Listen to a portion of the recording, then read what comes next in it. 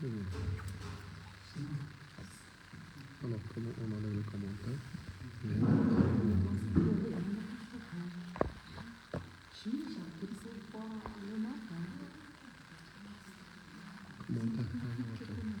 Il y a désactiver les questions, désactiver le commentaire.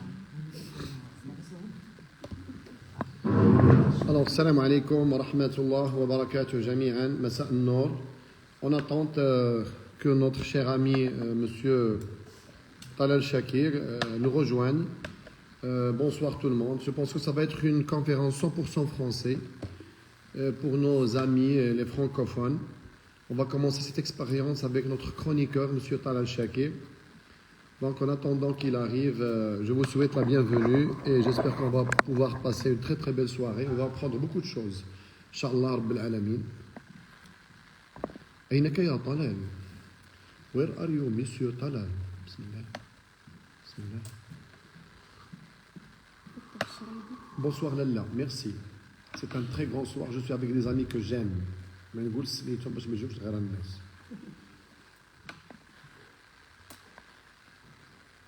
Alors, tu es la réalisatrice, Tina, machine, Tina, la main dans la main.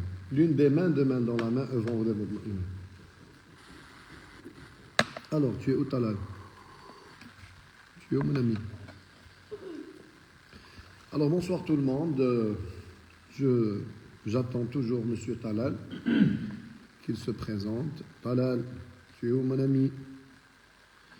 Alors, je tiens à vous dire que c'est une nouvelle expérience où on veut parler économie et Saint-Coran, économie et crise financière. Qu'est-ce que le Saint-Coran a pu dire à ce propos-là et comment le Saint-Coran voit cette crise financière, cette inflation des prix, comment on peut la définir. Mais je vois que M. Talal n'est toujours pas là. Ah ouais, non. Ah bon. Bonsoir, supprimé. Non, bonsoir, marhaba, merci. Chanel. Tu as reçu une demande? Non, pas encore. Talal. Tu es où, mon ami? Tu commences. أعوذ بالله من الشيطان الرجيم بسم الله الرحمن الرحيم أقم الصلاة لدلوك الشمس إلى غسق الليل وقرآن الفجر إن قرآن الفجر كان مشهودا ومن الليل فتهجد به نافلة لك عسى أن يبعثك ربك مقاما محمودا وقل رب أدخلني مدخل صدق وأخرجني مخرج صدق واجعلني من لدنك سلطانا نصيرا وقل جاء الحق وزهق الباطل إن الباطل كان زهوقا وننزل من القرآن ما هو شفاء ورحمة للمؤمنين ولا يزيد الظالمين إلا خسارا وإذا أنعمنا على الإنسان أعرض ونأى بجانبه وإذا مسه الشر كان يئوسا آمنت بالله صدق الله مولانا العظيم. Donc, Bismillah ar-Rahman ar-Rahim, toujours en attente de Monsieur Talal. إن الحمد لله نحمده ونستعينه ونستغفره ونعوذ بالله من شرور أنفسنا ومن سيئات أعمالنا من يهده الله فلا مضل له ومن يضلل فلن تجد له وليا مرشدا سبحانه خلق الإنسان فأبدعه وصوره فأحسن صوره وكان به خبيرا وهو الذي جعل في السماء بروجا وجعل فيها سراجا وقمرا منيرا وهو الذي جعل الليل والنهار خلفة لمن أراد أن يذكر أو أراد شكورا سبحانه سبحانه خلق للدارين خلقا وهم في أصلاب آبائهم فلا مغير لما خلقه وأمضاه من توكل عليه كفاه ومن فوض أمره إليه دبره وهداه أحمده سبحانه وتعالى في علاه وأصلي وأسلم على سيدنا محمد صلى الله عليه وسلم الذي أرسله الله لنا بشيرا ونذيرا وداعيا إليه بإذنه وسراجا منيرا أرسله الله لنا بالهدى والنور ومن لم يجعل الله له نورا فما له من نور فبشر المؤمنين الصادقين بأن لهم من الله فوزا عظيما وأجرا كبيرا. Cher Monsieur Talal, bonsoir mon ami. Bonsoir, salam alaikum, bonsoir. C'est un très grand plaisir de te recevoir, surtout que mon histoire avec moi, la mémoire extraordinaire. Je me rappelle qu'à l'époque, je n'avais même pas encore 2000 followers. Et à l'aube d'une matinée, on allait à Marrakech avec main dans la main, la même voiture.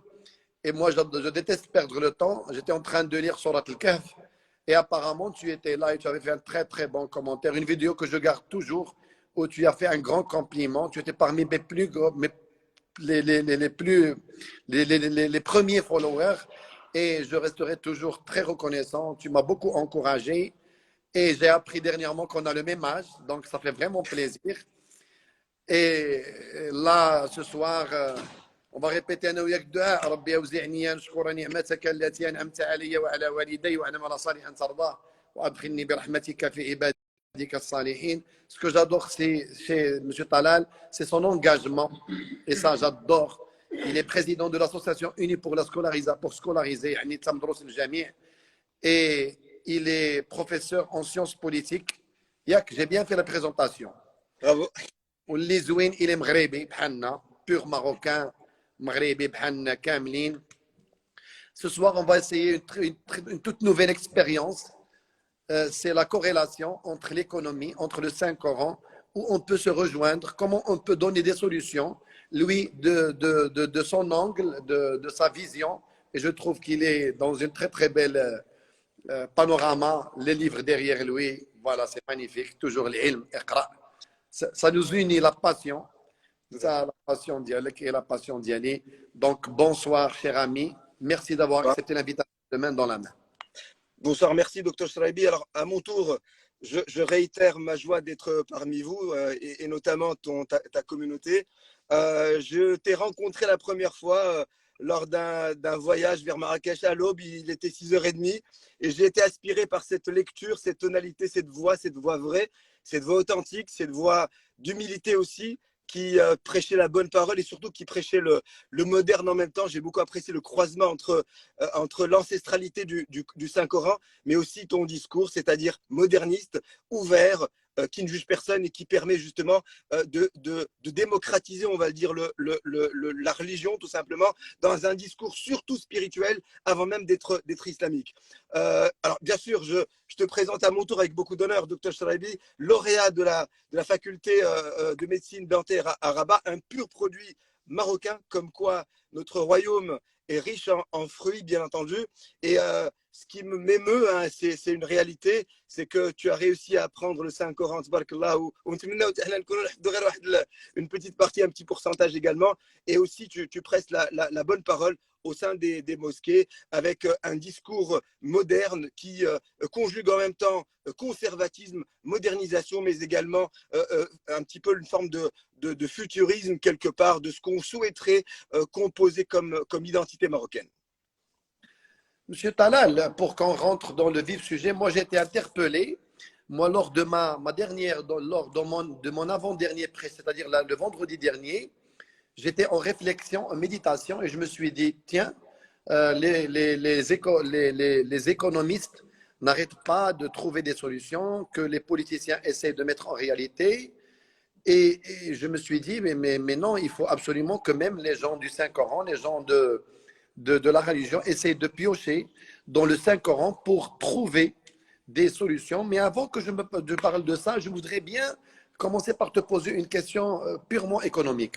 Alors, Monsieur Talal, une augmentation des prix est-elle forcément une inflation?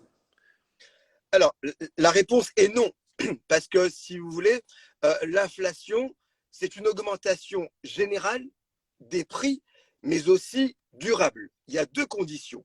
Il faut qu'elle soit générale, c'est-à-dire qu'elle touche près de 500 ou entre 500 et 900 produits. Et en plus, il faut qu'elle soit durable, qu'elle dure dans le temps.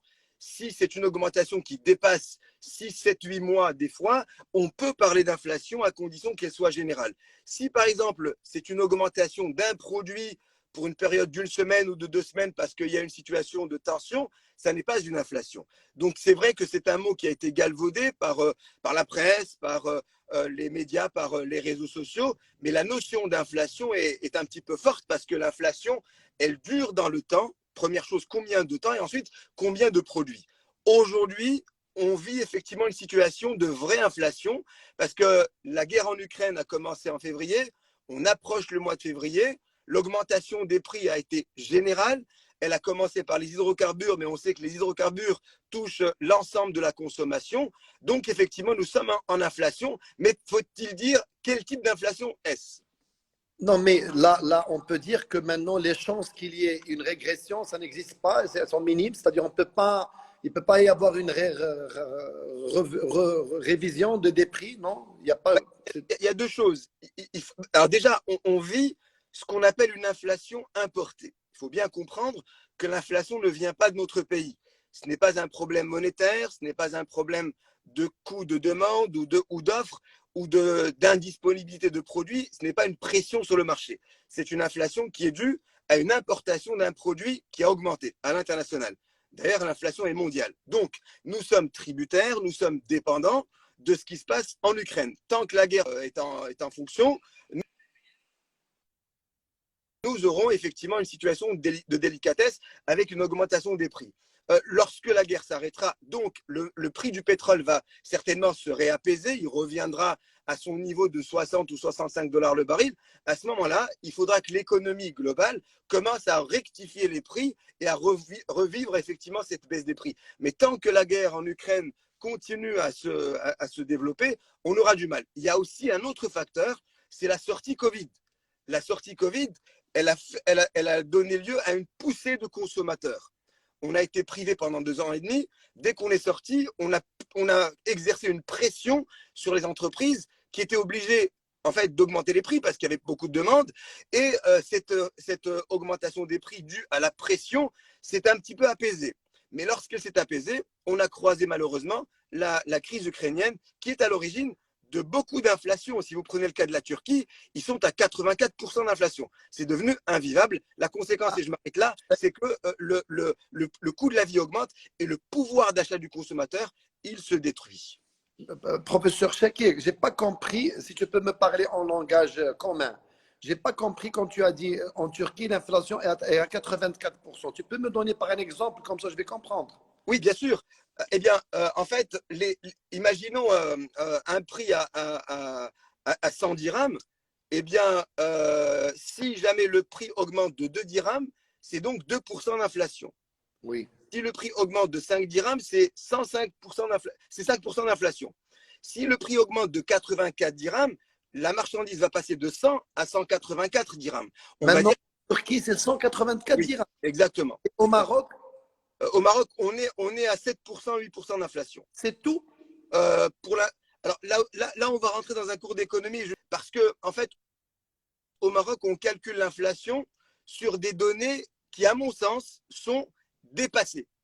Parce que, si vous voulez, l'inflation ou le prix est calculé sur le panier de la ménagère. Le panier moyen, un peu de beurre, un peu de confiture, un peu de farine, un peu d'huile, un peu de thé, ça donne le panier.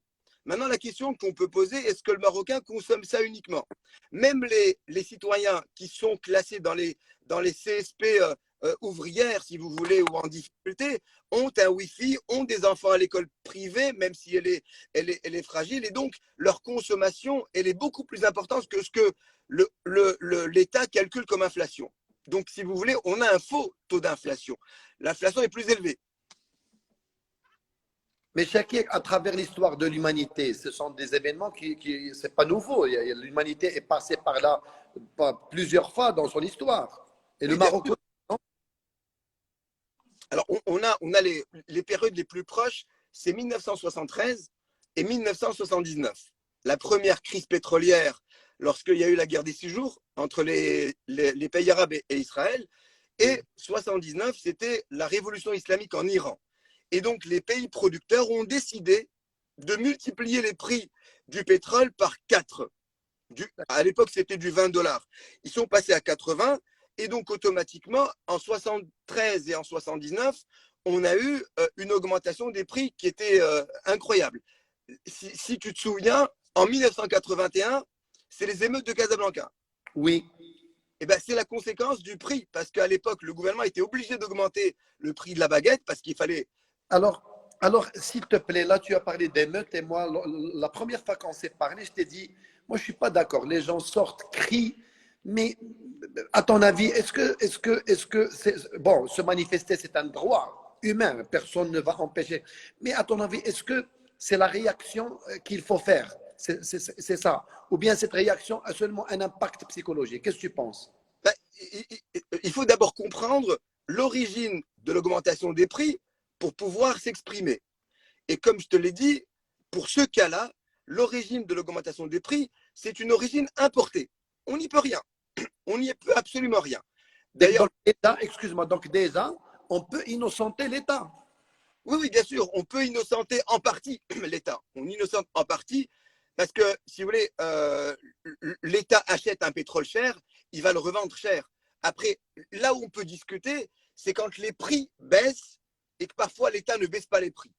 Et quand les prix augmentent, l'État augmente les prix. Il faut comprendre qu'il y a un mécanisme pétrolier qui fait qu'il y a ce qu'on appelle le DPP, le différentiel prix pétrole. C'est qu'en fait, on garde des prix stables. Quand ils augmentent, on n'augmente pas. Quand ils baissent, on ne baisse pas et on les laisse stables. Parce que l'une compense l'autre. La bonne période compense la mauvaise période. On ne peut pas jouer au yo-yo tout le temps. Aujourd'hui, pour le cas de l'espèce, les États, de toute façon, ne sont pas responsables du prix du pétrole sur le marché de l'OPEP. D'ailleurs, l'OPEP Plus a même décidé, à partir de décembre, on risque d'avoir une autre augmentation des prix. Parce que l'OPEP Plus a décidé de baisser sa production. Et donc, si elle baisse la production, les prix vont encore augmenter. Par contre, ce que l'État peut faire, c'est aider. C'est de mener ce qu'on appelle des politiques budgétaires et d'essayer effectivement d'accompagner avec des aides pour les industriels, les professionnels ou éventuellement les ménages. Alors, juste un point, je me suis beaucoup exprimé. J'aimerais savoir, moi, est-ce que est-ce que le Saint-Coran a déjà répertorié cette situation? Est-ce qu'on la retrouve dans les lignes de notre Coran? Mais bien sûr, le Saint-Coran, la grande particularité du Saint-Coran, c'est qu'il n'ignore, il n'épargne rien du tout, il n'ignore rien du tout. Et Dieu a dit, le Saint-Coran, Ma farratna fil kitabi min shay, c'est-à-dire Dieu a parlé de tout. Et c'est ça le grand message qu'on va essayer à partager avec les gens qui s'intéressent à l'économie aujourd'hui. C'est que la grande particularité de Saint-Coran, c'est que Dieu a tout répertorié, Ma farratna fil kitabi min shay, et a répondu à toutes nos questions.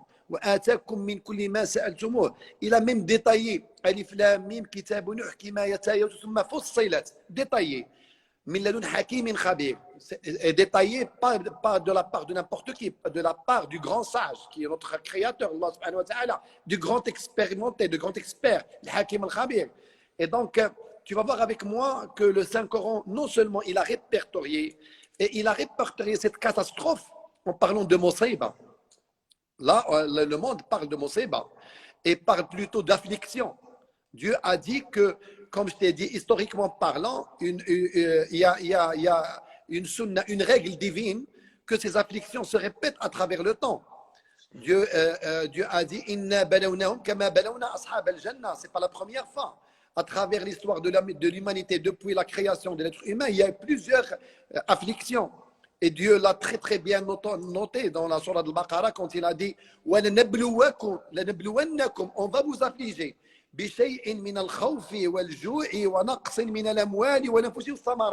non seulement Dieu nous a parlé de l'affliction, mais il nous a aussi parlé de différents types d'afflictions sociales, plutôt économiques, la récolte diminue, l'argent n'a plus la même valeur, l'affliction sociale, c'est-à-dire les gens ont peur, ont faim, le salaire ne va plus suffire, l'affliction psychologique, Les gens ont trop peur, leur salaire ne va plus suffire. Comment ils vont faire pour payer l'école? Shay min al-khawf. Donc, non seulement le Saint-Coran a répertorié et a parlé de la nabluwannakum, de l'affliction, il a schématisé cette situation d'affliction, mais elle a schématisé même ce que j'allais te demander, les effets psychologiques. خوف من نقص من الأموال والأنفس والثمرات من الخوف. Les gens ont peur, ils sont anxieux, il y a du stress dans l'air, il y a beaucoup d'anxiété, il y a beaucoup de... Donc, le Saint-Coran a schématisé la situation en parlant d'affliction, en parlant que c'est une règle divine, et ça, c'est très, très important. Et pour la mondialisation du Saint-Coran et de l'universalité, ce qui est extraordinaire, Dieu n'a pas parlé de l'affliction seulement au niveau des croyants.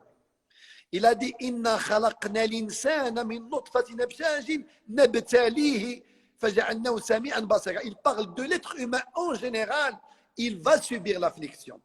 Mais ce qui est extraordinaire dans le Saint-Coran, c'est que la vision divine à l'affliction, à cette situation, n'est pas la même que la vision humaine. Il dit فأما الإنسان إذا ما ابتلاه ربه فأكرمه ونعمه فيقول ربي أكرمن وأما إذا ابتلاه فقدر عليه فيقول ربي أهانن. Et Dieu te dit non, كلا. Cette affliction n'est pas en relation avec notre comportement spirituel. C'est-à-dire, cette affliction, elle peut atteindre le croyant, le non-croyant, le pratiquant, le non-pratiquant. Et c'est ça la sagesse divine. C'est très, très important pour dire au début que déjà le Saint-Coran, au niveau historique, au niveau authentification, il en a parlé, il a mis ça en avant, en devant. Cette situation s'est répétée énormément dans l'histoire de l'humanité. Cette situation, elle est là. Et quand tu parleras de tes solutions ou bien de tes causes, parce que là, je vais te poser la question. Depuis tout à l'heure, tu me parles des raisons. Avant que je te parle des raisons que... Justement, juste un point, si Younes, dans la continuité de ce que tu as dit, finalement, est-ce que le Saint-Coran ne nous invite pas à mettre en place un plan d'épargne, donc une consommation raisonnable, et aussi de l'humilité dans le comportement, ce qu'on a perdu aujourd'hui? Mais bien sûr, écoute, le Saint-Coran, il y a un verset coranique, quand je le lis, j'ai vraiment la chair de poule. Dieu, et vraiment, ça nous amène à comprendre des explications qu'on a beaucoup ignorées pendant très longtemps. On nous a très, très, très mal compris. Par exemple, on nous a toujours dit que le mardoubi alayhim, ce que Dieu a répugné, sont Sarah ou les chrétiens. Et ça, c'est faux, parce que Dieu nous a interpellés dans un verset très dangereux. قال الله سبحانه وتعالى كلوا من طيبات ما رزقناكم ولا تطغوا فيه فيحل عليكم غضبي. C'est-à-dire la surconsommation. Et c'est-à-dire cette surconsommation, ces poubelles, l'opulence, ces déchets qu'on jette, ces mariages où on jette beaucoup d'argent, où beaucoup de bouffe se consomme et se perd, ça nous mène dans le même pied d'estrade que les gens que Dieu a répugnés.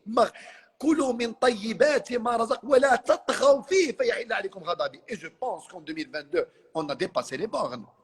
Et là, je n'ai rien contre tous les traiteurs, je n'ai rien contre la bouffe. Moi, je dis toujours à ma femme, j'ai assisté à un mariage en Turquie, mais c'est extraordinaire. On était à table, monsieur Talal, on était dans un très grand palace, mais on avait la bouffe. Vraiment, ils nous ramenaient une entrée. On mangeait, l'assiette est propre, à la japonaise, zéro ordure. Ils nous ramenaient le plat, je te jure que mes assiettes sont revenues propres. Le bout de gâteau vraiment cautionné. Et j'ai vraiment clit ou shbat. Et je me suis dit immédiatement, mais pourquoi ces gens-là ne jettent pas la nourriture? Nous sommes dans un palace et nous dans un mariage. Il y a beaucoup de déperditions. Je suis désolé, j'ai rien contre les traiteurs. Mais il faut, je dis, moi c'est là où je lance un appel. Même aux gens qui fêtent leurs événements. On peut, nous les Marocains, nous sommes connus par une grande générosité. Je pense qu'on peut exprimer je pense qu'il faut qu'on ouvre des ateliers, monsieur Talal, pour trouver des moyens d'exprimer notre générosité sans qu'il y ait de déperdition. Parce que là, vraiment, Dieu est très en colère. Là, vraiment, c'est vraiment... Et même, comme je leur dis, moi, je suis agréablement surpris par la poubelle japonaise. Je pense que la plus belle poubelle du monde. C'est une poubelle où il y a zéro. Qu'est-ce qu'il y a? Même le Japon, ils mangent tout. C'est-à-dire que leur poubelle, je ne fais pas. C'est-à-dire que les emballages, donc c'est extraordinaire, c'est vraiment extraordinaire.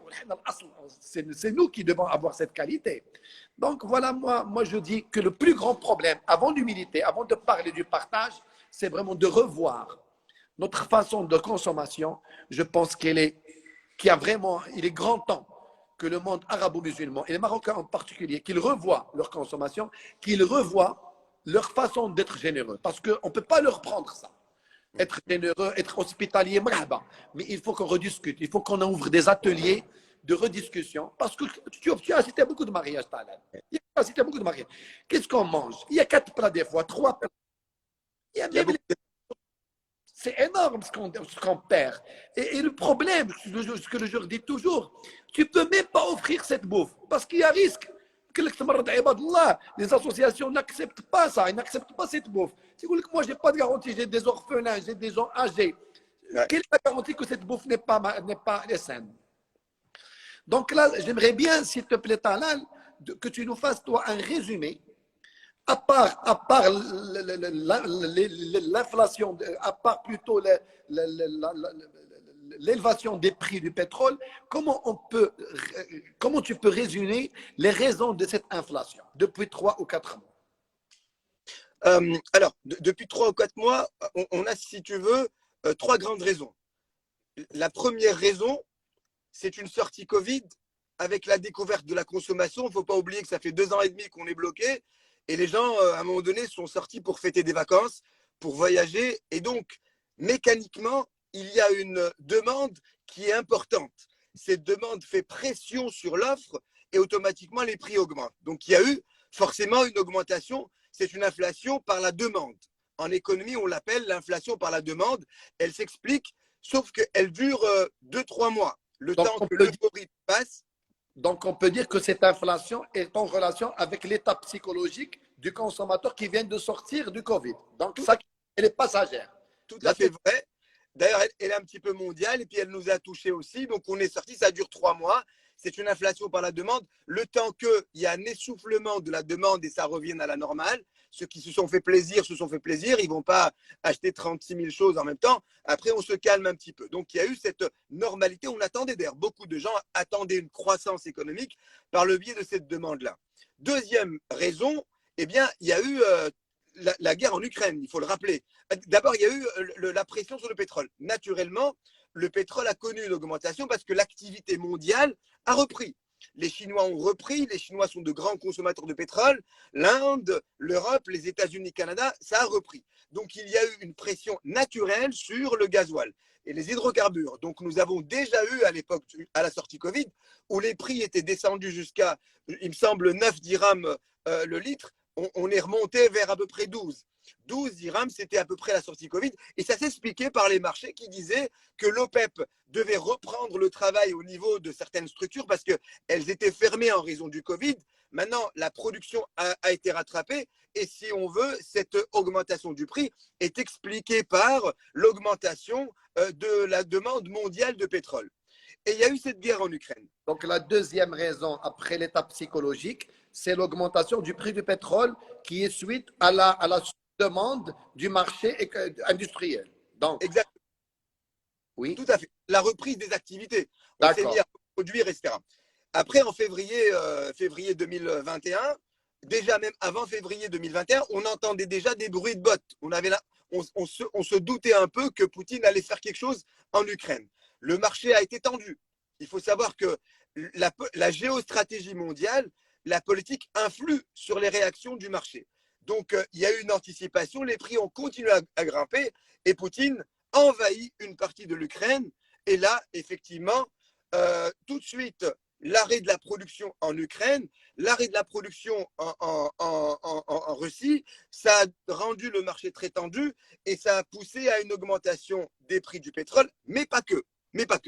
Il y a eu aussi l'augmentation du prix du blé, puisque l'Ukraine et la Russie sont des greniers du blé. Et on a des pays comme l'Égypte, le Liban, la Libye, qui sont des pays qui dépendent de l'Ukraine, de la Russie, à près de 80%. Donc, il y a eu une pénurie au niveau du blé. Le blé, qu'est-ce que c'est? C'est les pâtes alimentaires, c'est les gâteaux, le pain, c'est la nourriture, c'est tous les emballages. C'est pour l'élevage aussi, ça doit L'élevage. Et donc,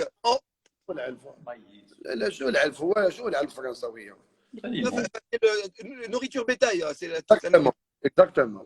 Et donc, on a eu effectivement, alors même au niveau de l'agriculture, il y a eu pour les engrais aussi, parce que l'Ukraine, c'est un pays qui exporte des engrais. Tout cela a connu un choc parce que les produits alimentaires ont commencé à grimper. Donc, بعد واحد القضيه نسولك سيل تاعي ريبون نطلعوا شويه لمورا لراسنا دابا حتى حنا طلع لنا لو بري الفوسفات في المغرب le phosphate n'est pas un produit qui est très demandé. C'est pas parce que le phosphate est un produit qui est fertilisant. Son cours mondial a stagné. Malheureusement, il n'a pas augmenté. Et bon, maintenant, on utilise le phosphate pour d'autres produits que les fertilisants. Mais malheureusement, c'est comme le café. La Côte d'Ivoire vit du café, le Maroc vit du phosphate. Il y a des pays qui ont des produits dont les cours internationaux n'ont pas connu une augmentation. Malheureusement. Et donc, voilà, donc on est quand même sur 4 raisons. On a d'abord la première raison, c'est la demande, sortie Covid. La deuxième raison, c'est l'augmentation du prix mécanique du pétrole. La troisième raison, c'est l'augmentation du blé et toute la cascade. Le blé, c'est la cascade. L'alimentation et bien sûr la fermeture des offshore russes qui rend le marché du pétrole très tendu. 4 raisons qui nous conduisent à ça aujourd'hui. D'accord. Voilà.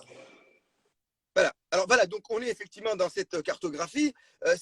Alors après, pour pouvoir soigner, parce que vous savez, l'inflation est une maladie économique. Quand on dit inflation, c'est une forme d'enflure. Hein, c'est comme si on avait une enflure au niveau de la peau, c'est pas normal. Donc cette inflation, il faut la soigner. Mais pour soigner l'inflation, il faut en connaître les causes. Tu es médecin, quand on a de la fièvre, il y a 5 ou 6 raisons de fièvre. Ça peut être une intoxication, ça peut être psychique, ça peut être le froid, ça peut être beaucoup de choses. Si on ne connaît pas l'origine de la fièvre, on ne peut pas la soigner. Donc, il faut qu'on connaisse l'origine de l'inflation pour adopter une politique contre cela. Et c'est pour cette raison que, pour notre gouvernement, il a commencé déjà à subventionner les transporteurs de façon à amortir un tout petit peu les prix, la répercussion des prix. Alors, s'il te plaît, Chakir, j'aimerais bien comprendre un peu avec la façon facile avec laquelle tu interprètes. Moi, cette notion de subventionner, est-ce que tu trouves que c'est une solution économique, à ton avis? La subvention et l'allocation sont des méthodes keynésiennes d'un économiste qui s'appelle Keynes. Et effectivement, c'est une solution parce que, vous savez, quand l'économie est bloquée, quand l'entreprise ne vend plus et que le consommateur n'achète plus, il faut une intervention de l'État. Et la subvention peut être un catalyseur, c'est un moteur. La subvention et l'allocation va permettre aux personnes de vendre, enfin de consommer, et à l'appareil productif de recroire en l'économie et de reproduire, voire d'embaucher. Donc, lorsqu'on était Covid en 2020, le gouvernement a versé des allocations à toutes les personnes qui avaient des métiers précaires. Oui. C'est ce qui va permettre de continuer de garder en vie cette économie-là pour éviter l'arrêt cardiaque. Donc, on verse des allocations, mais ce qui est intelligent, c'est que ces allocations ne sont pas perdues, elles sont réinjectées en économie. Et ça permet de redonner confiance aux producteurs. Il n'y a pas pire que le manque de confiance en économie. L'économie a besoin de sérénité, elle a besoin de confiance. Et donc, bien sûr que c'est une situation utile que de subventionner. Maintenant, au Maroc, depuis quelques années, on est entré dans ce qu'on appelle le registre social unifié, le RSU. Le Maroc a enfin une liste des personnes en difficulté. C'est un registre social unifié, il est en train d'être complété, c'est un travail qui a duré 2-3 ans pour avoir une vraie liste des gens dans le besoin. Parce qu'aujourd'hui, il va s'agir de cibler les interventions de l'État. Si on prend le cas des subventions du gaz ou du sucre, on sait très bien que beaucoup de personnes qui n'ont peut-être pas besoin de subventions achètent la bouteille de gaz subventionnée. Oui. Ça, c'est une déperdition. C'est presque une forme d'inéquité. Donc, il est important d'avoir ce registre-là pour peut-être réfléchir à un désengagement progressif et cibler vraiment ceux qui sont dans le besoin. Tu penses, Chakir, c'est possible qu'un jour au Maroc, c'est possible que il y a كل شيء مزيان ما قصيناش طريقهم. المهم والله. المهم serait-il possible qu'un jour au Maroc, par exemple, moi qui est médecin, qui fait partie de la catégorie moyenne de la société, j'achète la bouteille de gaz plus chère que la veuve ou que ça peut arriver au Maroc? Pour l'instant, le gaz est sensible. On va pas, pour l'instant, ce n'est pas une éventualité. Maintenant, ce qu'il va falloir faire, c'est peut-être augmenter un petit peu plus le prix du gaz et permettre aux personnes qui seraient ciblées par le RSU, c'est-à-dire ce revenu social unifié où ils sont ciblés, être famille modeste, pouvoir l'acheter moins cher, avoir une subvention, des cartes éventuellement ou un mécanisme à inventer. Aujourd'hui, si on prend la baguette de pain, on l'achète à 1,20 dirham. Je pense que beaucoup de personnes achètent du pain à plus que ça, le pain complet, etc. Donc aujourd'hui, des personnes qui n'ont pas besoin d'être subventionnées sont subventionnées. Il faut réfléchir à ça. Il n'y a pas de modèle parfait, mais aujourd'hui, ce n'est pas normal que, effectivement, que le médecin achète la baguette de pain au même prix que le chômeur. Ce n'est pas normal. Et en plus que l'État dépense cet argent-là. Et il serait intelligent maintenant de réaffecter ces subventions vers des domaines tels que l'éducation, la santé, etc. Il faut maintenant, parce qu'on ne peut plus augmenter les dépenses de l'État, il faut maintenant mieux dépenser. On ne va pas plus dépenser, mais on va essayer de mieux dépenser. Si on est justement, comment le croyant doit réagir face à tout cela, face à cette psychose un peu d'augmentation des prix? Que dit la religion par rapport à ça? Alors, ce qui est extraordinaire, c'est que Dieu a vu la chose, ou bien le regard divin est un peu orienté vers d'autres occupations, ou bien vers d'autres centres d'intérêt. Alors, Dieu, qu'est-ce qu'il a dit dans son Sagan? Il a dit وَلَوْ أَنَّ أَهْلَ الْقُرَى آمَنُوا وَاتَّقَوْا لَفَتَحْنَا عَلَيْهِمْ بَرَكَاتٍ مِنَ السَّمَاءِ وَالْأَرْضِ وَلَكِنْ كَذَّبُوا فَأَخَذْنَاهُمْ بِمَا كَانُوا. Essayez de traduire. Dieu a dit, si seulement les habitants de la terre ont cru en moi et étaient réglo, j'aurais vraiment ouvert toutes les sources de prospérité depuis le ciel et depuis la terre. ولو أن أهل القرى آمنوا واتقوا لفتحنا عليهم بركات من السماء ولكن كذبوا فأخذناهم بما كانوا يكسبون. C'est-à-dire que Dieu, pour résumer aux gens et faciliter un peu l'interprétation, Dieu a donné deux solutions. Revoir notre relation verticale avec Dieu, revoir notre relation horizontale entre nous. Et si on fait une petite réflexion en regardant la société marocaine ou la société musulmane, la société pratiquante, croyante de nos jours, on va trouver que ces deux conditions divines ne sont pas équilibrées. C'est-à-dire une croyance 100% orientée vers le divin, c'est-à-dire que notre vie, notre vraiment vie est régie par l'entité divine. Et ça, je pense qu'il y a encore beaucoup de travail à faire parce qu'il y a beaucoup de gens qui doutent que le divin, que Allah subhanahu wa ta'ala est capable de tout. Quand on voit les gens partir chez les marabouts, partir chez les sadhats, croire en la magie, croire en le mauvais œil, croire en ce que nos jeunes, l'exorcisme, je ne sais pas, croire en beaucoup de croyances limitantes font que la condition fondamentale de notre relation de croyance sur toutes les religions monothéistes n'est pas équilibrée. Elle est interrompue parce qu'à chaque fois que tu fais intervenir quelque chose avec le divin, là ta croyance elle est rompue et la chose qui rend le divin vraiment très en colère, c'est ça. C'est plutôt shirk. Allah subhanahu wa ta'ala dit Inna Allah la yaghfiru an yushraka bih wa yaghfiru ma duna dhalika, c'est-à-dire que Dieu pardonne tout sauf de lui donner un fils, de lui donner un compagnon, de lui dire que cette personne va t'aider. Ça vraiment c'est la chose que Dieu ne tolère pas. Et vraiment je pense qu'en 2022 il y a encore beaucoup de travail à faire sur ce sujet-là. Il y a beaucoup de travail parce que notre croyance n'est pas pure. Parce qu'à chaque fois, pour résumer, à chaque fois qu'on pense que notre vie est régie par autre chose que le divin, il y a erreur. Alors ça, c'est la relation vexirale. Peut-être un jour, on fera une conférence à Nouia Khalil. La relation horizontale, c'est la relation entre l'humain. Et ça, c'est une relation aussi qui est interrompue, où il y a un grand déséquilibre. Vu que les relations humaines qui ont été le privilège du Saint-Coran et de Dieu, les liens de sang sont interrompus. Et tu sais, parmi les solutions miracles que le prophète a dit, il a dit que من سره أن يبسط له في رزقه وينسأ له في أثره فليصل رحمه. C'est-à-dire, si tu veux que ta santé soit bien et que tes conditions financières soient équilibrées, il faut absolument revoir les liens de sang.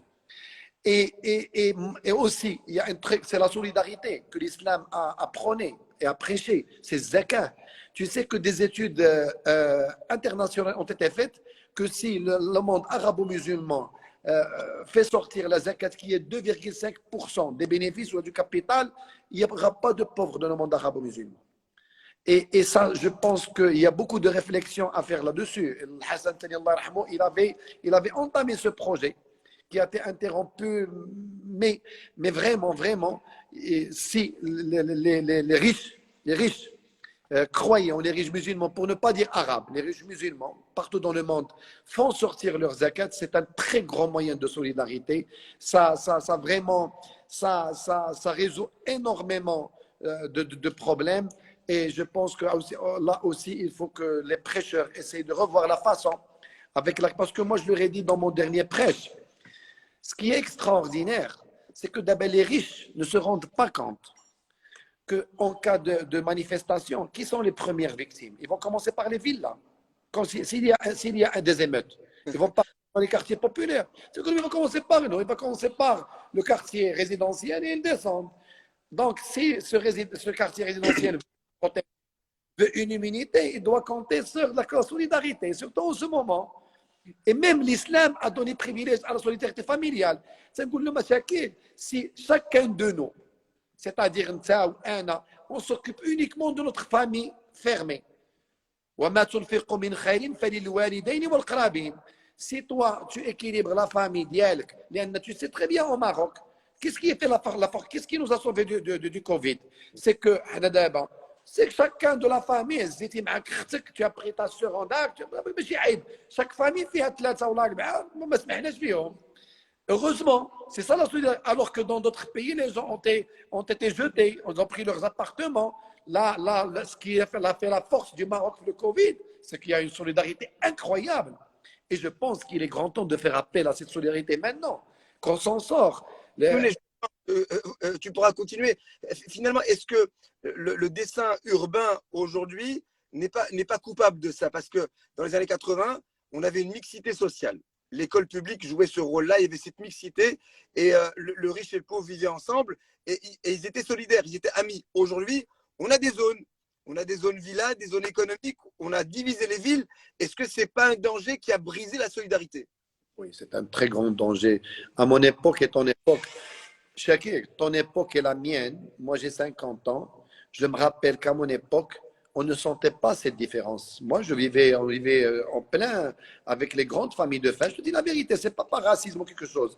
On était tous égaux. Moi, j'avais un vélo, on croyait que mon père était riche. Et on habitait, je te le jure, on habitait dans le même quartier, on avait les mêmes tables, les mêmes voitures, c'est-à-dire la voiture. Il n'y avait pas cette voiture à 2 millions de dirhams, voiture à 100 000, très très grande. Et là, je ne sais pas, moi, je ne sais pas qu'est-ce qui s'est passé. Mais je ne peux pas te dire, je ne sais pas qu'est-ce qui s'est passé. Mais comment ça s'est passé? On va en parler. Hein? On va en parler. Autant en parler maintenant, qu'est-ce qui s'est passé? À partir de l'an 2000, on est entré dans ce qu'on appelle la mondialisation. Et les entreprises ont vu des marchés se multiplier par 10, par 20, par 30. Une entreprise n'exerce plus dans son pays, elle n'exerce plus sur un marché de 30 millions d'habitants, mais sur un marché de 7 milliards de personnes. Et par conséquent, on a complètement métamorphosé le modèle de consommation. On avait le petit couffin il y a 30 ans, on a le caddie aujourd'hui. Et justement, c'est là où ça nous amène vers la réflexion de qu'est-ce qu'on achète, comment on l'achète et est-ce qu'on n'achète pas trop pour après le dépenser, le jeter. Nous avons un mode de consommation qui est extrêmement opulent et il faut savoir que près de 35% de ce qu'on achète est jeté. S'il te plaît, en ce point-là, d'abord, je me dis, mais le comment? D'accord. D'abord, comment on peut freiner ça? Je vais te donner un exemple, que j'ai vécu, je n'ai jamais voulu en parler. Dernièrement, ma femme m'a offert des chaussures vraiment de marque. très, très, très, très cher. C'est pas la peine de passer en frime. Qu'est-ce qu'il s'est rendu compte? Ces chaussures, je les ai portées. Au bout de 3 ou 4 fois, j'ai vu que ces chaussures sont déformées. Les bras de firme, et le marque, et le label, et le si. Alors, j'ai pris des chaussures, je suis parti acheter un produit marocain chez un grand fournisseur marocain, mais un produit fait au Maroc. Je me dis que c'est la publicité, qui est 10 fois moins cher.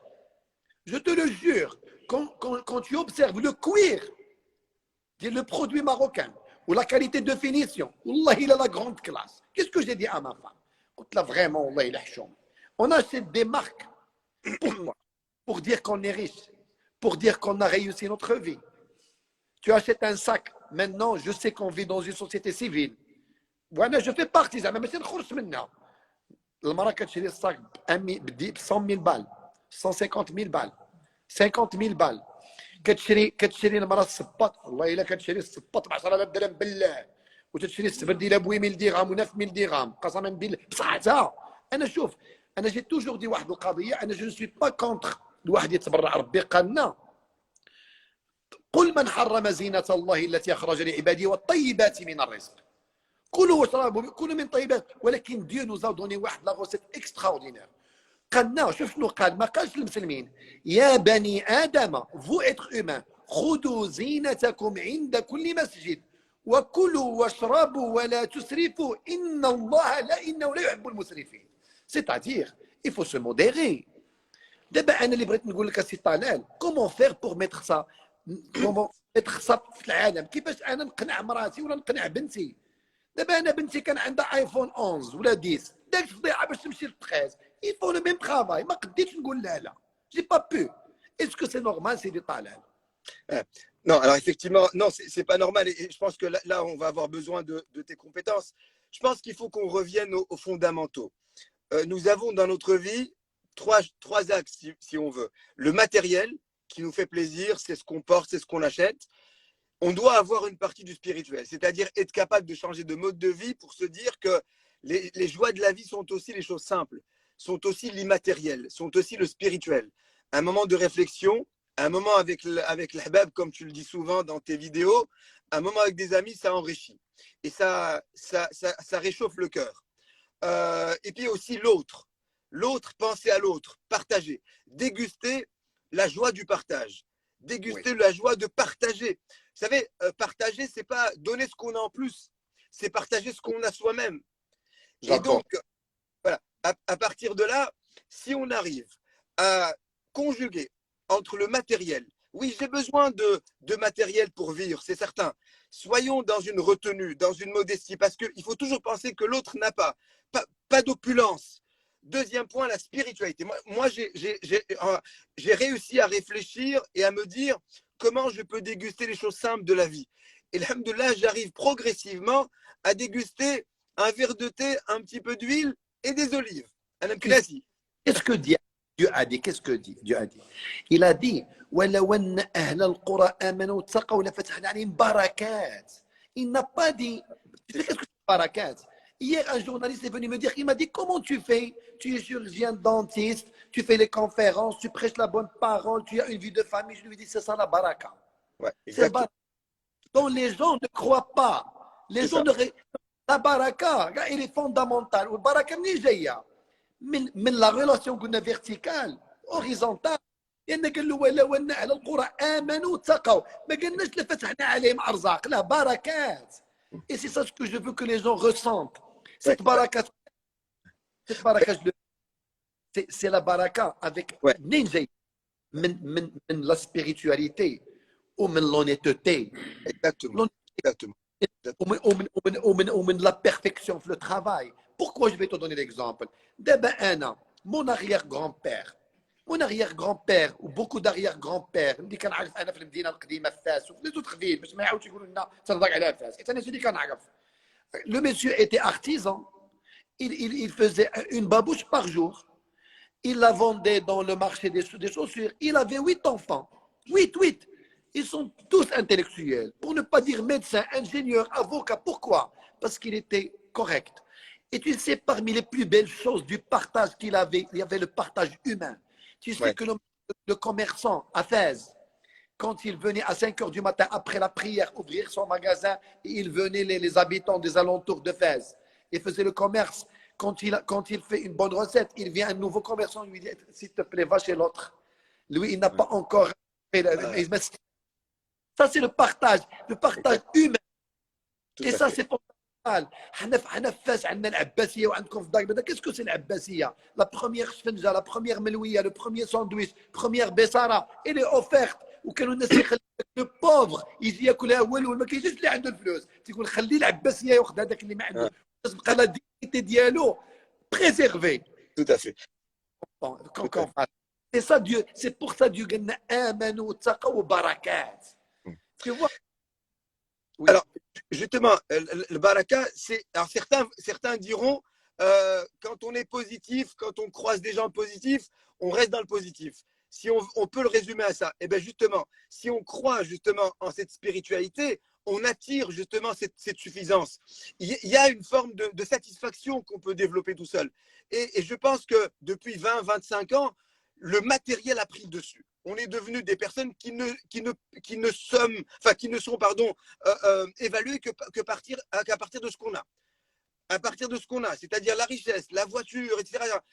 Il faut qu'on revienne à une forme de partage, d'estime avec l'estime spirituelle.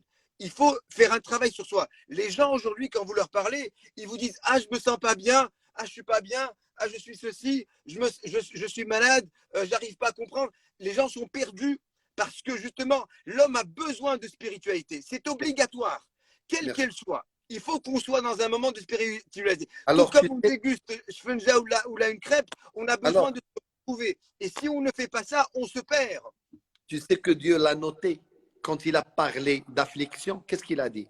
وَلَنَبْلُوَنَّكُمْ بِشَيْءٍ مِنَ الْخَوْفِ والجوع ونقص من الأموال والأنفس والثمرات وبشر الصابرين الذين إذا أصابتهم مصيبة قالوا إنا لله وإنا إليه راجعون. Et c'est ça, la clé de spiritualité, c'est en ce moment, on s'assied, on dit attends, ce monde, cet univers est régi par qui?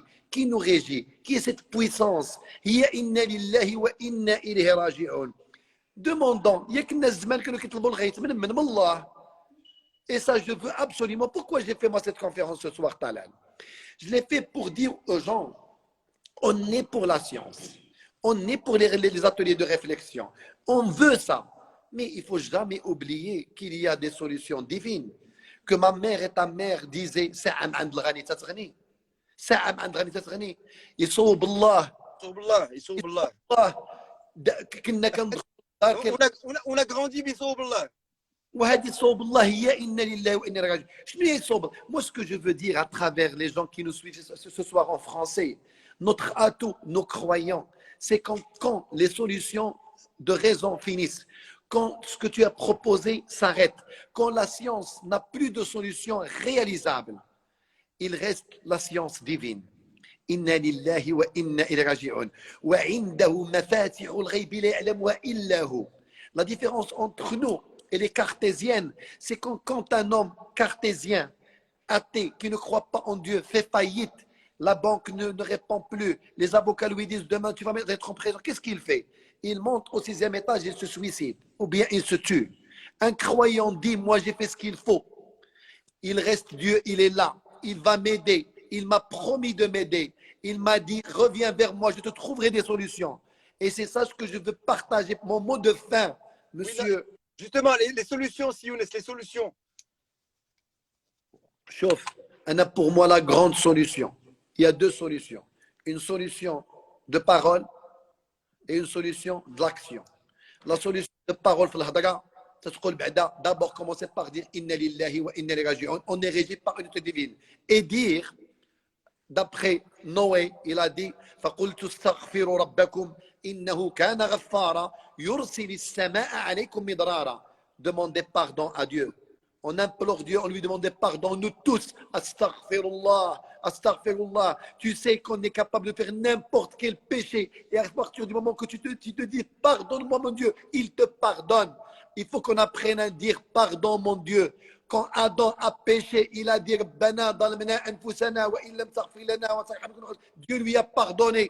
قال له يعني غفرت لك وهبط الأرض وعيش مزيان ولكم في الأرض مستقر ومتاع إلى حين. Il faut qu'on demande. Ça, c'est l'action de parole, de réflexion spirituelle, verticale, horizontalement. Il faut qu'on réapprenne à partager. Il faut qu'on réapprenne à penser à l'autre. Il faut qu'on donne zakat. Il faut qu'on kharj zakat. Et là, je vais finir par une très belle histoire et je te laisserai plutôt donne-moi tes solutions et je te raconterai une très belle histoire que nous a raconté le prophète Mohammed et qui nous montre l'importance du partage. Moi, je crois que cette période-là est importante parce que on peut en profiter pour donner des leçons déjà à nos enfants, pour leur expliquer comment on doit apprendre à mieux vivre différemment, à éviter les dépenses, à raisonner, à recompter, à être capable de gérer et à éviter les dépenses. Je crois qu'aujourd'hui, de toute façon, les budgets sont serrés et on doit apprendre à mieux gérer. Je l'ai dit tout à l'heure, quand on dépense, on jette beaucoup. Aujourd'hui, il faut acheter ce qu'on va consommer. Il faut acheter ce dont on a besoin. دابا نتعاهدوا بيناتنا مان دون لا مان وكنا ان شاء الله نهضروا معهم هادو معنا لي فام كي نوز ايكوت مو ما فام افيك موا الحمد لله جو سي كو تبارك الله عليها اللي بغيو معايا هي العيالات بعقلهم جو لور دي سيل فو بلي وحنا كنديروا ملي تمشي دير لو سوبر مارشي prendre des choses qu'on ne va pas jeter. دي معاك لي زونفون قول لهم شوف اون فا توت اشتي انا شوف انا une liste. برافو la liste. شوف لابد cette génération doit apprendre à cautionner les achats ديالها. بعدا في الماكله خصنا ونتفقوا حتى في الدار نقولوا شوف الله يذكرك على خير مون بير كان تيقول واحد الكلمه خطيره الله يذكرك مون بير تيقول لك اللهم في سيد كرشي ولا في سيد عيشي. Qu'est-ce que ça veut dire? Il y a pas de mal à manger ce qu'on a mangé à midi. Il y a pas de mal نسخنوا. حنا زمان كانوا كيسخنوا لنا الماكله دابا ولدك ما تيبغيش. علاش ما كنقدروش نسخنوا الماكله؟ Pourquoi on réchauffe pas la bouffe d'hier? C'est impossible. C'est pas normal. Donc اول حاجه مان دون لا مان avec Talal aujourd'hui première résolution نتفقوا على cautionner les achats ou cautionner on mange. زيد سيدي طالع la deuxième. Tout à fait. Donc déjà réfléchir, déjà aller avec des listes, établir des listes budgétisées, pas de dépenses superflues. Ensuite, les légumes, les légumes qu'on achète en vrac, il ne faut acheter d'autres légumes que quand le frigo est vide. Il faut tout consommer.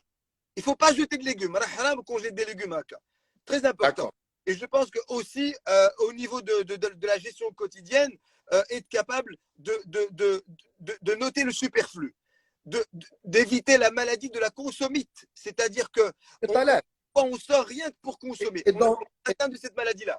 Et dans cette perspective, d'abord, كاينه الدار اللي فيها 3 طوموبيلات 3 voitures qui sortent en même temps. 3 voitures. Parfois c'est pour la même course. Ouais. Est-ce qu'on ne doit pas aussi faire un atelier de réflexion comment ne pas faire sortir 3 voitures? D'ailleurs, c'est terminé. La déperdition, les dépenses inutiles, il faut arrêter cela. Je pense que c'est une responsabilité très importante. Et le pays perd, le Maroc perd, parce que quand on achète et on jette, surtout quand on achète des produits importés et on les jette, il faut savoir que le pays les a payés en devises. Et bien donc, c'est une déperdition pour tout le monde. Et pour avoir un frein spirituel, se rappeler du verset coranique qui dit كلوا من طيبات ما رزقناكم ولا تطغوا فيه فيحل عليكم غضبي. C'est-à-dire qu'en faisant ça, on est dans une catégorie qui est répugnée par Dieu. Troisième des choses. Donc l'opulence, effectivement, l'opulence, c'est ce dont on a parlé, les mariages, effectivement. Là, on est dans une opulence qui est insultante. Et il faut comprendre que malheureusement, il y a des gens qui n'ont pas grand-chose, qui n'ont rien. Et ça, c'est une véritable catastrophe qu'on soit dans cette déperdition. Donc, bien gérer ses dépenses, réfléchir sa liste de consommation et ensuite adopter une attitude du besoin. Besoin de satisfaire un besoin précis, pas le besoin de consommer. Il faut éviter de consommer pour consommer. Et autre chose, ne pas tomber dans le piège du caddie. Le caddie du supermarché, il est immense. Ça fait des générations que nos grands-parents font le marché avec un petit couffin. Pourquoi il est immense aujourd'hui?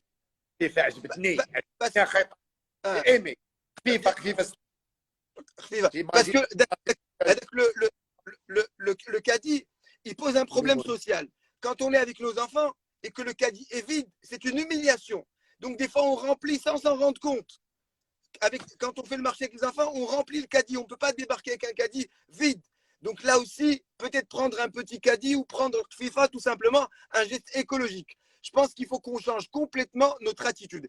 Il y a plein de gens qui sont en train de consommer sans comprendre pourquoi on consomme. Parce que la consommation satisfait des désirs. Papa est avare. On va m'appeler l'avare. Alors, je pense que le dernier point qui est commun entre l'économie et la spiritualité, c'est le partage. Qu'est-ce que tu peux dire sur le partage pour qu'on finisse avec ça, Inch'Allah? Oui, bien sûr, le partage est important. Là aussi, bon, moi, je travaille au sein d'une association qui, justement, partage la connaissance. Nous cotisons pour avoir des enfants qui peuvent aller à l'école. Et ça, c'est un partage de la connaissance. La connaissance ne se perd jamais. Elle se transmet. Elle permet de créer des gens. C'est même plus que la nourriture. Le partage, c'est la base de la société. Le partage, c'est la générosité. Le partage, c'est le fait de se mettre à la place de l'autre. Donc, à partir de là, si on développe le goût du partage, il faut d'abord se dire que si je me prive et que je donne à l'autre, je dois apprendre à savourer ça aussi. Imaginons que ce soir, je ne dîne pas. Imaginons que je ne dîne pas, que mon dîner, je le donne à quelqu'un. Je dois apprendre à dormir heureux. Quand je dîne pas, j'ai les larmes aux yeux, je te jure que j'ai les larmes. Je pleure. Quand je dîne pas, j'ai les larmes aux yeux. Je sens que je vais commencer à ne pas dîner, je te promets. Ouais. Alors, il faut qu'on soit dans cet esprit du partage. C'est important. Il faut qu'on soit dans cet esprit du partage parce que justement, les trois points qui nous renforcent, le matériel, le spirituel et l'autre. Aujourd'hui, on a oublié l'autre. L'autre, on ne peut pas le voir. Et ça, c'est très grave parce que Obama, c'est le baraka qui s'envole aussi. Oui, et là, je vais commencer avec une très belle histoire que le prophète Mohammed a racontée.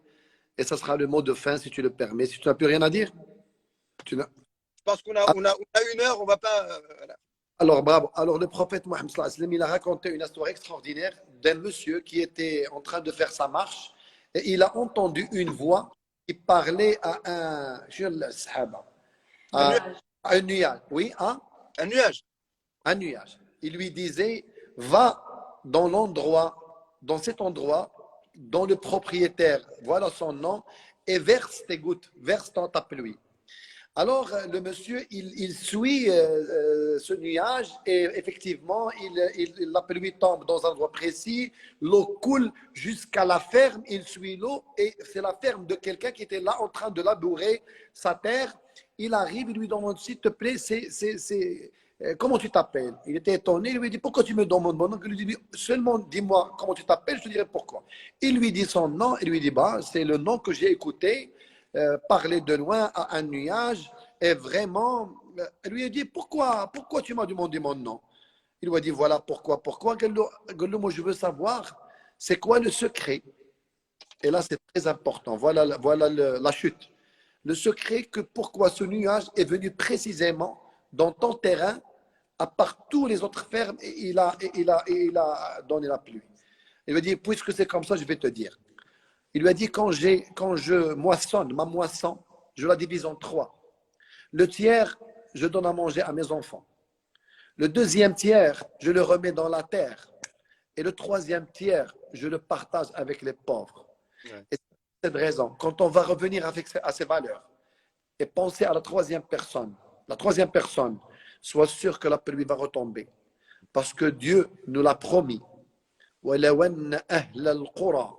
آمنوا واتقوا لفتحنا عليهم بركات من السماء والأرض ولكن كذبوا فأخذناهم بما كانوا يكسبون. Et aussi, il faut absolument qu'on revienne à la spiritualité. La preuve, Dieu dit ولو أن أهل الكتاب, il parle des religions monothéistes, c'est-à-dire les chrétiens et les juifs, et maintenant les musulmans. ولو أن أهل الكتاب آمنوا واتقوا لكفرنا عنهم سيئاتهم, on va leur pardonner في الدنيا لأدخلناهم جنات النعيم, le paradis. ولو أنهم أقاموا التوراة والإنجيل, la Bible,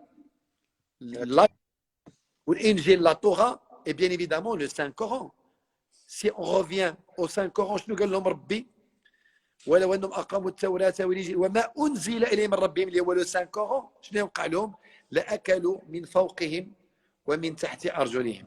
C'est-à-dire, si on revient aux directives d'Imin, si on revient à ce qu'on a dit depuis tout à l'heure, et c'est pour cette raison principale que je voulais faire cette conférence en tant qu'accompagné en français, pour parler à nos frères, à nos compatriotes des autres pays, francisants, à même nos concitoyens qui n'ont pas eu la chance d'apprendre l'arabe, et de leur dire, le Saint-Coran propose des solutions extraordinaires, faciles, à la portée de tout à chacun d'entre nous. Il suffit, et voilà le grand message, de revenir vers Dieu. Inna lillahi wa inna ilayhi raji'un. Dieu est beau, Dieu est clément, Dieu est miséricordieux, Dieu pardonne, Dieu est là. Chaque jour, il te dit, viens vers moi, mon adorateur. Parce qu'on n'est pas des esclaves, nous des adorateurs, nous sommes ibadullah. Il te dit, viens vers moi. Demande pardon, je te pardonnerai. Tu vas faire des péchés, je suis là, j'attends ton pardon. Je suis toujours là pour toi. C'est ça, moi, mon grand message. La clé. الذين إذا أصابتهم مصيبة قالوا إنا لله وإنا إليه راجعون. Tout à fait. Et je pense aussi un autre petit détail, c'est d'arrêter les comparaisons. Il faut qu'on arrête les comparaisons et que chacun trouve l'équilibre, son équilibre. Il n'y a pas d'équilibre universel. Il faut que chacun fasse l'effort. Et ijtihad aussi, ça c'est important. Cet effort-là qu'on refuse de faire sur soi-même pour trouver son équilibre et arrêter les comparaisons qui rendent malade. On n'est pas pareil, on ne peut pas être pareil, nous n'avons pas les mêmes revenus. Par contre, on peut trouver son équilibre dans son revenu. C'est très important. Et de ne pas se rendre malade par rapport aux comparaisons. Et malheureusement, l'une des maladies de ce siècle, c'est qu'on se compare à autrui et on court après le matériel. Et on oublie justement ce spirituel et on oublie le partage. Le matériel rend égoïste et empêche justement le partage. Donc, à mon sens, pour conclure, il faut que d'abord qu'on soit dans une forme d'économie de notre revenu. Il faut bien faire ses dépenses. Faire des dépenses qui soient justes, qui soient dans le besoin, qui répondent à des besoins précis, ne pas faire de déperdition, ne pas dépenser, ne pas jeter et surtout penser à l'autre pour justement partager ce plaisir qui nourrit aussi, qui est celui d'avoir aidé autrui parce que c'est l'une des seules chaînes de solidarité qui puisse nous sauver en tout cas sur le plan religieux. Moi, personnellement, Inch'Allah, la grande décision aujourd'hui, le débat, il a atteint mon cœur, la vérité, Wallah. Celle qui a vraiment atteint, perforé mon cœur, c'est gérer les déperditions. Parce que c'est la chose que je trouve, il y a un manque au sein de ma maison. Et c'est là, on va faire une réunion tout à l'heure, ma femme et moi, et on parlait sérieusement, même avec le personnel, avec les enfants. On va vraiment œuvrer pour diminuer et réduire l'intensité de notre poubelle, Inch'Allah. Ça, c'est la résolution numéro 1. Chouf, Houda a dit qu'il y a plein de questions. Elle est là avec nous, l'artiste, mais elle a dit qu'on a répondu à la majorité. Est-ce qu'il y a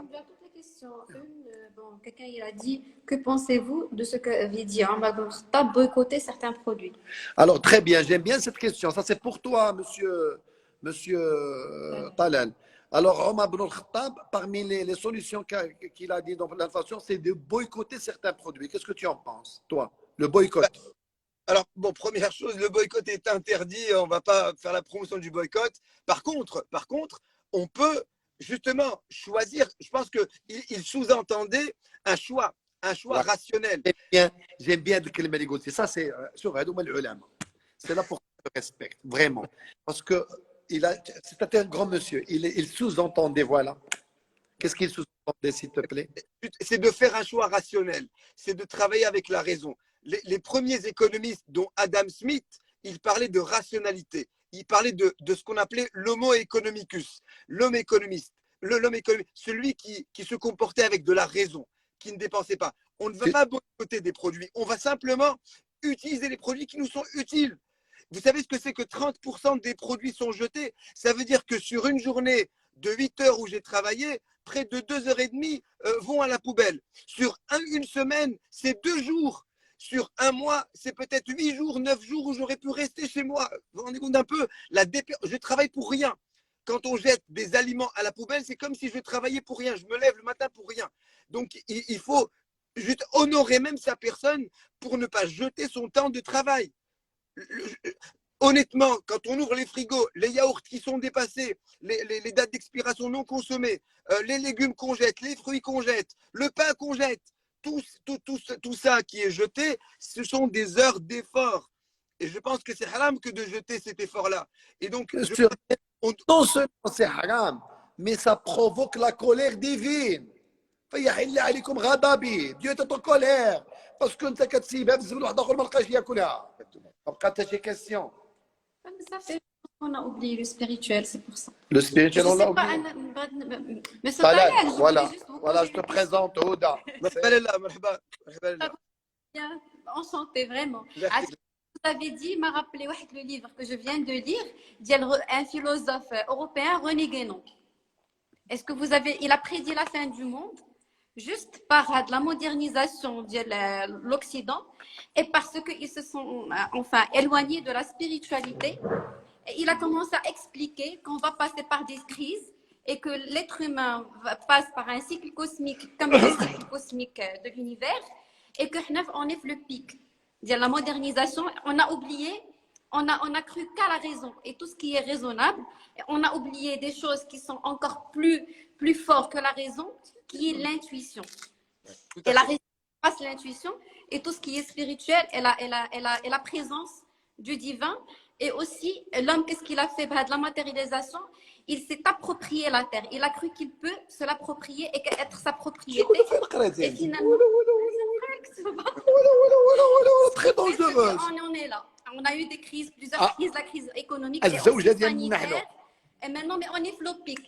Et c'est là la prise de conscience. Mais Inch'Allah, on va passer par-dessus. Oui, je voulais partager.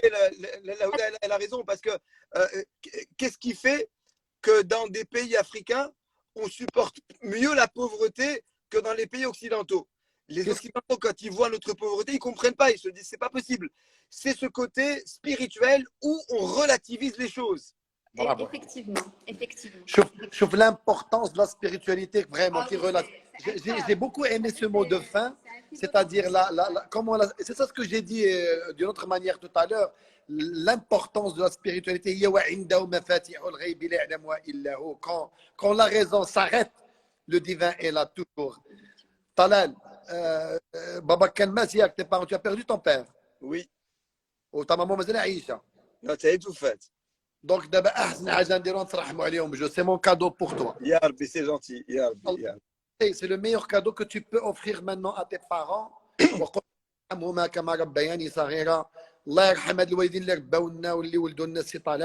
Tu sais que quand l'être humain est mort, et Dieu cite tu es un bon citoyen, salih. Que ce soir, tu vas prier pour tes parents. Ils vont être très heureux dans leur tombe parce qu'ils ont accompli leur mission.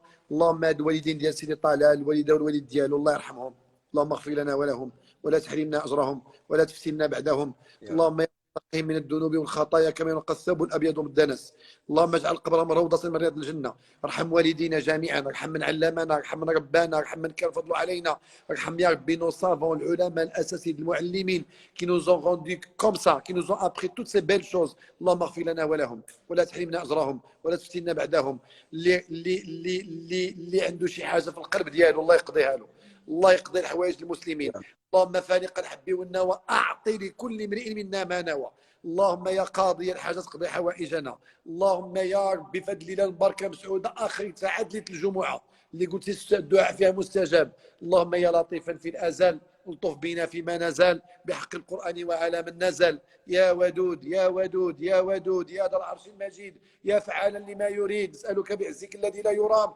وبملكك الذي لا يضام وبنورك الذي ملا أركان عرشك باسمك الأعظم الذي إذا سئلت به أعطيت وإذا استغيثت به أغثت وإذا استفرجت به فرجت كفينا يا ربي ما أهمنا كفينا ما أهمنا كفينا ما أهمنا وما لم نهتم من أمر الدنيا ومن الآخرة اللهم أنزل سكينتك في قلوبنا وزدنا إيمان مع إيماننا اللهم ارزقنا ساعة في الرزق تجارة لا تبور اكتبنا عندك من السابقين بالخيرات قابلنا بعدلك ولا تقابلنا بعدلك اللهم اسق عبادك وبهيمتك وانشر رحمتك واحيي بلدك الميت اللهم اسقنا غيثا نافعا ولا تجعلنا من القانطين اللهم اسقنا غيثا نافعا ولا تجعلنا من القانطين هذا البلاد ديالنا المغرب الله يجعلها بلد امن مطمئن اللهم اجعل بلدنا هذا بلدا امنا مطمئنا. امير المؤمنين سيدي محمد السادس اللهم احفظه بما حفظت به الذكر الحكيم، حفظه بالولي العهد ديالو سيدي محمد بن الحسن، واحفظ فيصل بن الرشيد، واحفظ وليدتنا جميعا بتمنبات حسنه.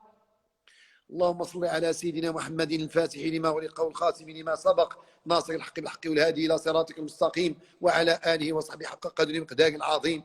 بسم الله الرحمن الرحيم. الحمد لله رب العالمين الرحمن الرحيم مالك يوم الدين. إياك نعبد وإياك نستعين. اهدنا الصراط المستقيم صراط الذين أنعمت عليهم غير المغضوب عليهم ولا الضالين آمين. سبحان ربك رب العزة عما يصفون وسلام على المرسلين رب العالمين. C'était un plaisir. Merci pour ton humilité. Merci pour ton engagement. Merci pour ta gentillesse, pour ton sourire. أحسن حاجة ماشي merci. جزاك الله عنا. Alors, qu'est-ce que tu veux qu'on dise là le titre? هذاك اللي درنا la cherté ياك la cherté entre économie et spiritualité. Voilà, très bien. Très bien, la cherté entre économie et spiritualité. Je pense qu'on a réussi notre émission 100% français. Qu'est-ce que tu penses? J'ai pris un énorme plaisir. C'était un moment d'échange riche.